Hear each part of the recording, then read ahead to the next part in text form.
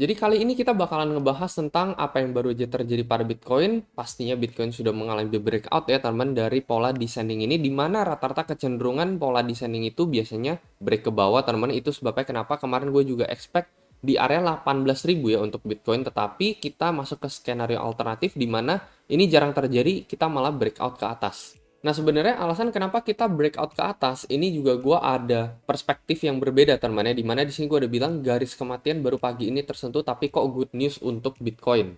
Basically isi videonya di sini gue ngebahas tentang indeks dolar teman di sini ya. Dimana rata-rata kita menyentuh resist dari garis yang satu ini kita gambarkan multiple times touching, dan baru aja kita sentuh ini baru kemarin pagi teman. Nah, setelah itu ya persis kemarin pagi kita sentuh, kita langsung mengalami koreksi teman. Dan koreksi ini ya dari DXY ini yang sebenarnya menyebabkan kenapa Bitcoin bisa breakout ke atas seperti ini. Jadi korelasi mereka itu berkebalikan teman-teman, inverse ya. Kalau misalkan DXY-nya turun, maka Bitcoin bakalan naik. Itulah yang saat ini sedang kita saksikan.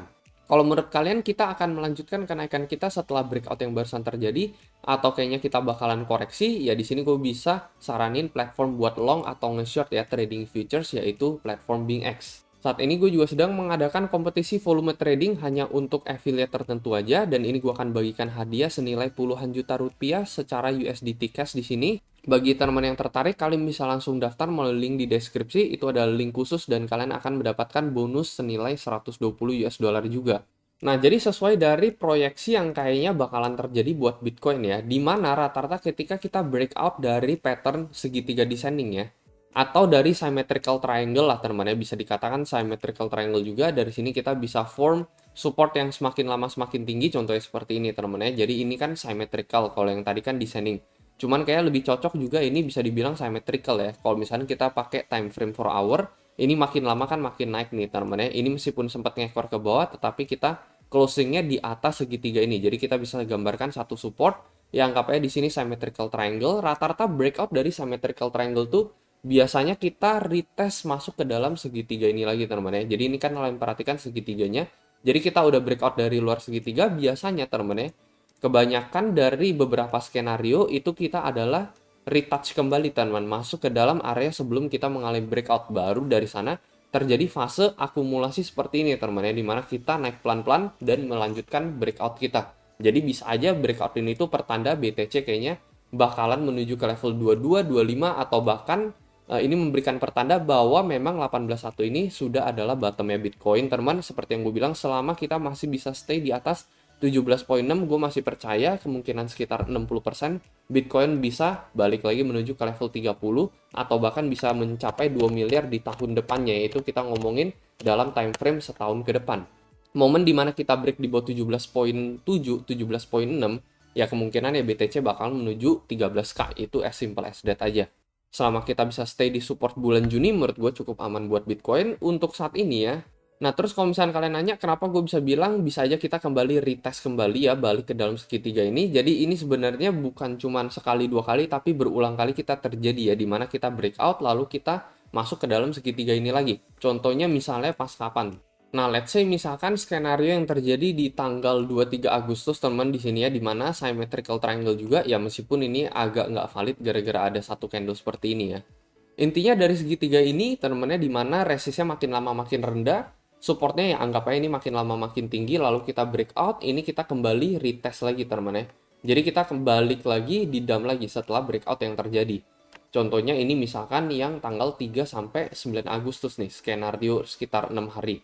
Jadi setelah kita breakout keluar dari segitiga, kita masuk lagi ke dalam segitiga, habis itu kita melanjutkan kenaikan kita di sini teman-teman ya, fase accumulation dari situ. Nah, terus ini contohnya misalkan yang kita gambarkan mulai dari tanggal 16 Mei teman-teman ya. Ini skenario yang ada di tanggal 16 Mei. Nah, kurang lebih polanya seperti ini ya, agak membentuk descending pattern juga teman-teman. Setelah itu kita breakout teman-teman. Seperti yang kalian lihat ini kita fly teman-teman ya, dari level 28 ke level 32 teman, confirm breakout. Tetapi apa yang terjadi setelah itu?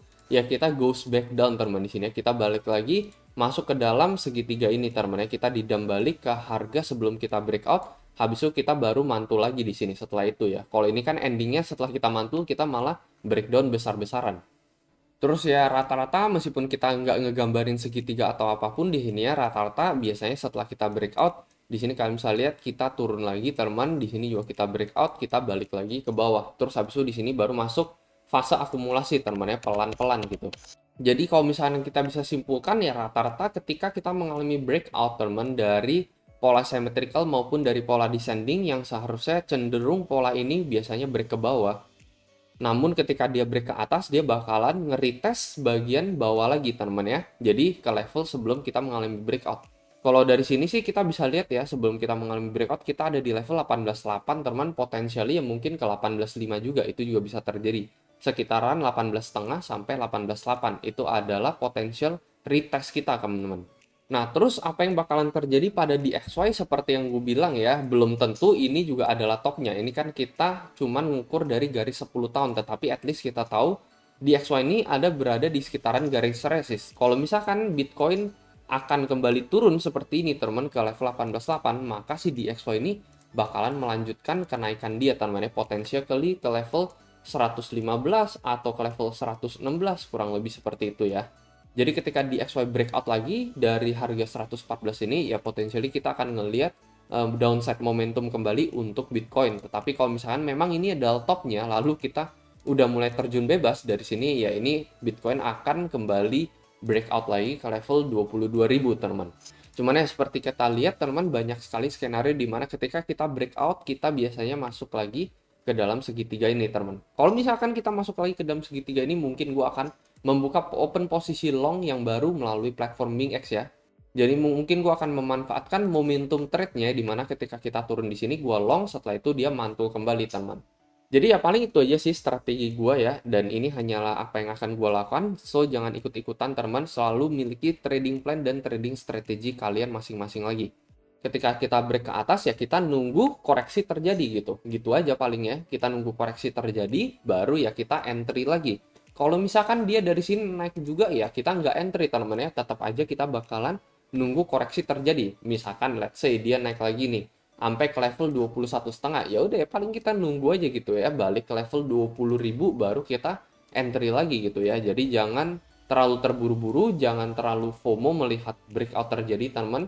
Bisa aja breakout ini kita buat dihantam kembali ke bawah teman, baru pelan-pelan dari sana kita naik kembali gitu ya. Dan itu udah sering terjadi ya dari sejarah-sejarah beberapa bulan lalu yang tadi gue udah contohkan ke kalian. Paling itu aja ya untuk video kali ini, dan seperti biasa sampai jumpa di next video.